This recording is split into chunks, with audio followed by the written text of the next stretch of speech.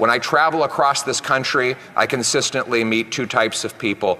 One, those who are a little better off and tell me that, and I'll be very blunt about this, that if I don't win, they will leave the country. And they are very numerous. Yes. But you know, I don't worry about them as much. You know who I worry about? The ones who can't leave.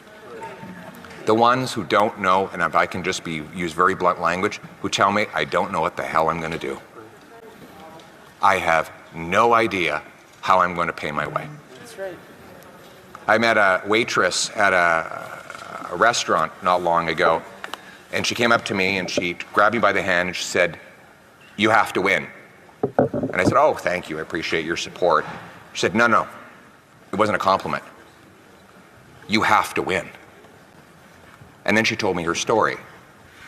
She told me that she was working one full-time job and two part-time jobs just to pay her bills as a single woman in her late 50s. And she was tired of working all the time. So she cut everything out of her budget, every creature comfort, everything she enjoyed about her life, she cut it out so that she could drop one of those part-time jobs.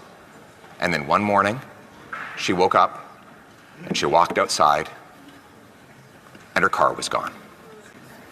And she called her insurance and they said they weren't going to cover the replacement value.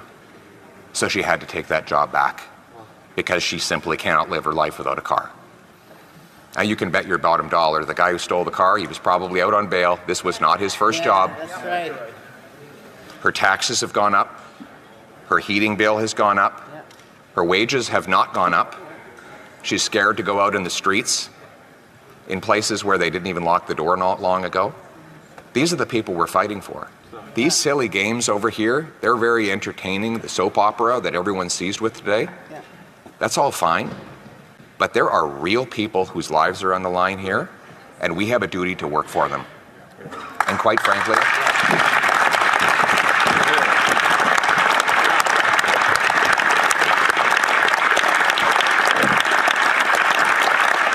this woman doesn't see me as any, or any of us as any kind of savior. They see us all as a last hope. In fact, she doesn't want to be saved. She just wants her life back. Exactly. She was taking care of herself just fine before her tax, her heat, her grocery bill went through the roof and her car went missing. She was doing just fine. She was doing everything right. Met another guy at the Labrat Brewery a few days ago, and you can watch the video of me talking with him. He walked up to me and he said, "I have 3 jobs and I can't make it. We're renting. We have no hope. We've given up on ever owning a home. We're renting. We can barely make it." And he said to me, "I feel ashamed when I talk to my kids because they ask me why I'm never around and why we can never have a house. And I feel like a failure." But he didn't fail. He has been failed. That's right. He has been robbed of the promise of Canada. It was a very simple promise, that if you worked hard, you got a good life. Now, it wasn't fancy or extravagant, but you got a house with a yard where you could have kids playing safely, and you could have a nice dog that you could afford to feed along with the kids, and your kids could play safely in the streets. That was the promise. Now, politicians break promises all the time. But you know what was bad about this promise? This promise didn't belong to this Prime Minister. It wasn't his promise to break.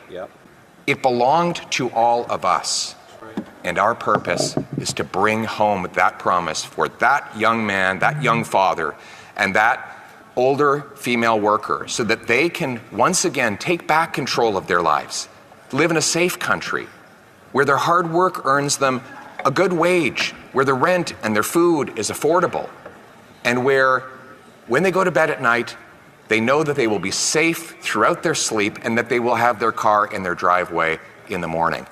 A country where people are proud again to fly the flag, where they know the government is a servant and not a master, where they understand that every day the Commons, this place, works for the common people, not for the ego of one man desperate to cling on to his job. We must remember that we are servants in this place. We have a job to do on behalf of the people who sent us here. Our personal dramas are not important. The dramas that should seize all of our concern and imagination are the daily dramas of the working women and men that build this country. We are in it for them. We're going to give them back control of their lives in the freest country on earth, Canada. Let's bring it home.